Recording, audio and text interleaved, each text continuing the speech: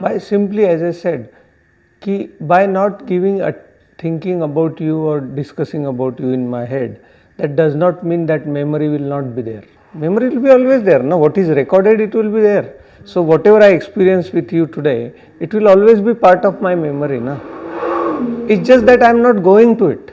Do you understand? But next class you come and you say, you know what I said last class? Immediately I will go back to that compartment of my memory and I'll recall it. Oh yeah, you said that.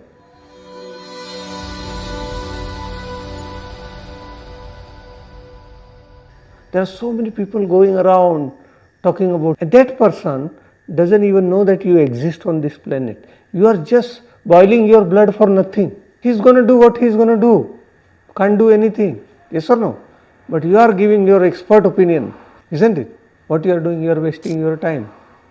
And the person who is listening to you, he is wasting his time instead of working on your own self. That was just an example. Like for me, how I live my day from morning to evening. Once I finish this class, I don't know you exist on this planet. That's how you have to live. Because right now you are real for me. Yes or no? Because you are here, I can talk to you, I can touch you, I can feel you. But once you go out of this class, you become my memory. Isn't it? So if I sit in my house with my memory, I'm thinking about her or you, I'm not thinking about real person. I'm thinking about the illusionary person sitting in my head. Do you understand? I'm not talking to a real person. Do you understand? I'm talking to the image of that person, that memory of that person. I'm thinking about that person. That person may no longer be the same what it was when it came in front of you. Do you understand? Next time you come, again, I will meet you with the same intensity I meet you. So that way, there is no gap between you and me. Only the thoughts creates the gap between you and me. The number of thought is equals to the number of distance you and me. You can come next Saturday here and don't think about me once you leave here and come next Saturday here. You will not feel that there are big pass by. You will think, oh, I was sitting with Mitaji yesterday only and I am back here. So every time you meet me, that will be your experience. Why? Because I am not part of your memory and you are not part of my memory. So that way, that is what we have to do. So when you are in office, you are 100% present there with everyone. Once you leave the gate of office, that stops there. It doesn't come with you into your home. When you go to meet a friend, you simply meet a friend. When you leave him, say bye, you go home, you say bye, that's it. You do not take people's memory into your home. Whether good or bad, doesn't matter. Your boss can be very good or very bad.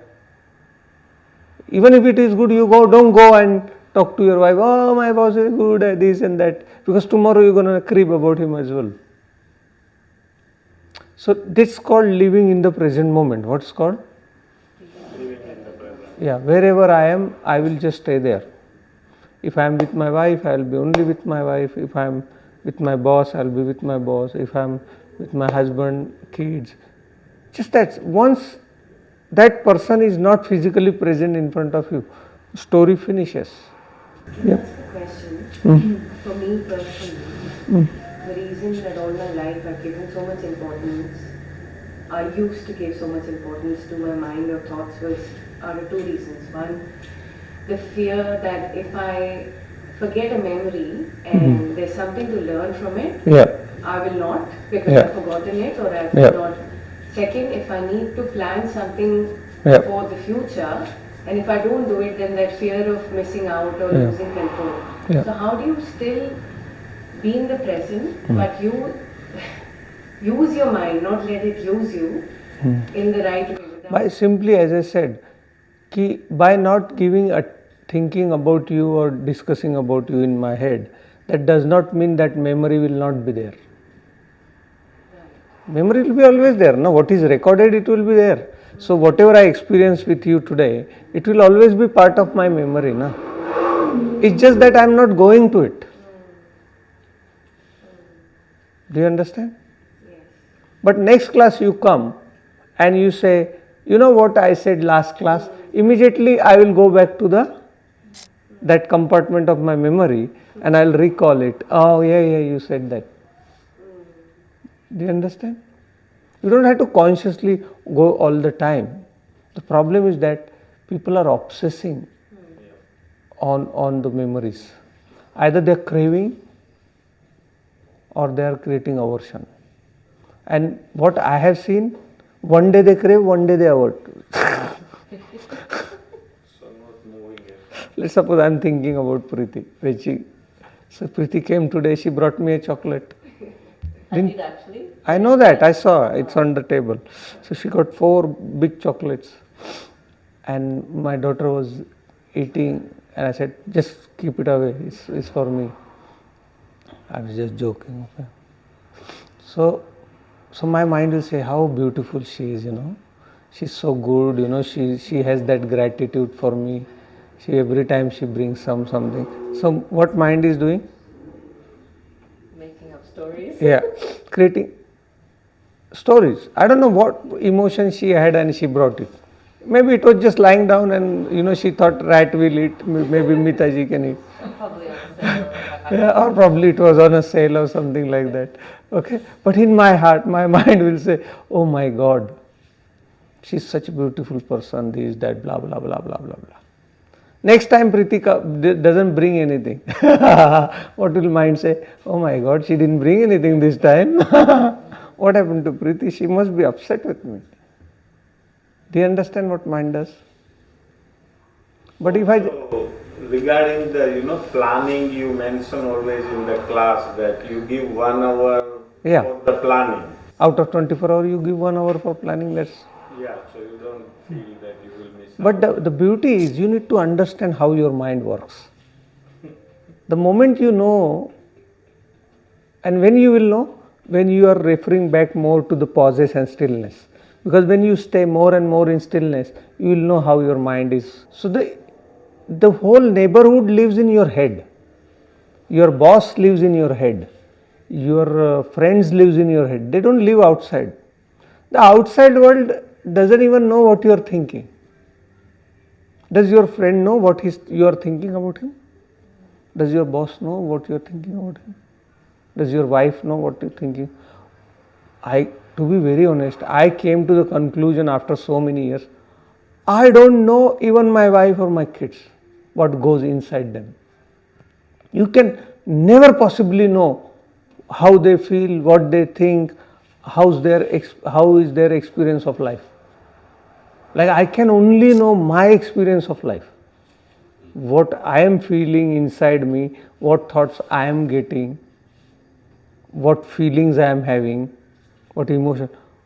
The person sitting next to me 20 years, still I cannot know how that person pursues the life, how that person experiences the life, how that person feels about the emotions and thoughts and all those things.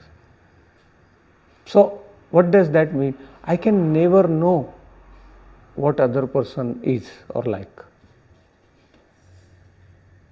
So me saying she is good or bad makes no sense at all.